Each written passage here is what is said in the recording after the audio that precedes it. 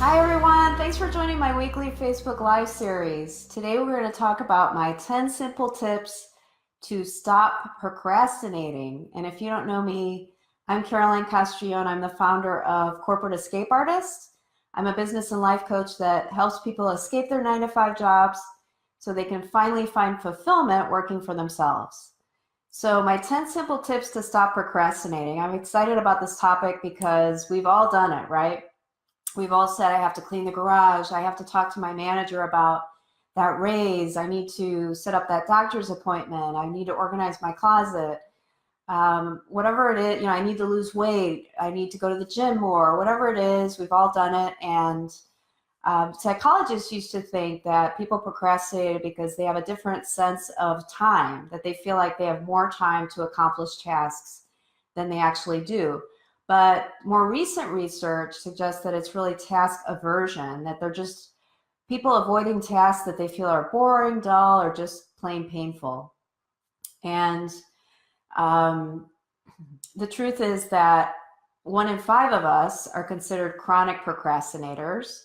And the irony is that procrastinators are actually more likely to suffer from things like stress and sleep disturbances and health issues, when what they were really trying to do originally was to avoid those painful situations. So why do we procrastinate? There's many different reasons. I'm just going to give you a few here today. But the first one is fear of failure. So maybe you're putting off starting that business or that side hustle because you're thinking of all the things that can go wrong. You're thinking of the people in your life and what they're going to say if you fail. And you decide, well, it's better not to even try than to try my hardest and fail at it. Another reason people procrastinate is fear of success. So maybe you're afraid of all the additional responsibility that's going to come with being successful, or you're afraid of the expectations, the greater expectations that people are going to have on you once you succeed, or the fact that people are going to see the real you. And then another reason people procrastinate that's very common is that they're perfectionists. They are wanting everything to be perfect, and they don't want to do a task if they consider it to be imperfect.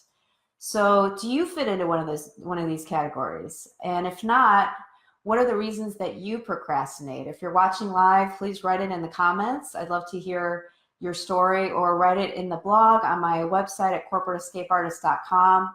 if you're watching the replay. And now I'm going to give you my 10 simple tips to stop procrastinating and to stop right now. So the first one is to first write down the reasons that you're procrastinating.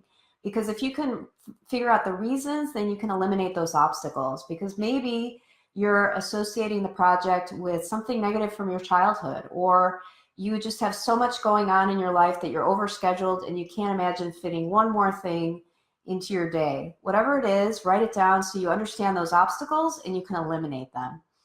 And the second tip that I have for you is don't wait for motivation to strike. If you wait for motivation and inspiration to strike you like a lightning bolt, it's just not going to happen. You need to lean on scheduling and consistency. And this is what some of the greatest creative artists out there do. And here's an example. Maya Angelou would check into a hotel and she would start writing at 6:30 in the morning. She'd write till about 2 or 3 in the afternoon, and then she'd go home and edit. She wouldn't actually stay at the hotel. That was her routine. Another Pulitzer Prize winning writer, he would write from 10 in the evening until 3 in the morning, 5 days a week. Another writer, another famous writer, he would start writing at 4 in the morning, write for 5 hours, and then go for a run. So whatever it is, whatever works for you, the point is to schedule it like you would any other appointment, and that will hold you accountable, and it will signal to people in your life that this is a priority for you. Scheduling and consistency. My third tip for you is to make it bite-sized. So instead of going into that project thinking I'm going to work on it for 8 hours, even if you have to set an alarm and work on it for 20 to 30 minutes and then stop and do something more enjoyable, then you can pick it up later. That's going to make it a lot easier. My fourth tip is to find an accountability partner. So whether it's a coworker, a mentor, a coach, find somebody in your life that can hold you accountable, make sure you accomplish that task. You can even use a mastermind group for this. And then my fifth tip is to attack the hardest task first. This is a great technique that you can use, especially at work. A lot of us come in the morning, we're more alert, especially on Monday mornings. That's when people accomplish the most during their week. Attack the hardest task first, because the rest of your day is going to seem so much easier. And then my sixth tip, which is also a great work tip, is to evaluate your day at 2 p.m. So you know those days where you come into the office, you have 100 things on your list, and then before you know it, it's 5 o'clock, you don't know where the time went, and you've only done like one thing. Well, this way you schedule every day at 2 o'clock to reevaluate your day. You stop and you check out what you've accomplished that day, and then you can reprioritize, rejigger your meetings, whatever you have to do, so that you can basically restart your day. And then my seventh tip is to set up a reward. So let's say you want to clean the garage, maybe you go for ice cream with your kids afterwards, or you go to a football game, or go for drinks with friends. Whatever it is, set up a reward that you have to look forward to at the end of completing that project. And then my eighth tip is to visualize success. So visualize the end goal. Imagine, let's say you want to organize that closet, and close your eyes and imagine what that closet looks like, finally completely organized. Imagine it in your mind. And not only that, but how do you feel? How does it make you feel to have accomplished that task? Because the more you can identify with those feelings of accomplishment and satisfaction, the more likely it is that you're going to be able to start that project to begin with. And tip number 9 is to follow the 2-minute rule. So James Clear wrote a great book called Atomic Habits. I'm going to have a link to it from my blog on corporateescapeartist.com. And I highly recommend it. But the 2-minute rule is basically based on the fact that you have to standardize before you can optimize. You have to make it easy to develop habits. Once it's a habit, then it's easy to build on it from there. So let's say you want to start reading every night before you go to bed. Just start with 1 page a night, and then you can build from there. He had a client that lost 100 pounds using this technique. Let's say you want to start running 3 miles.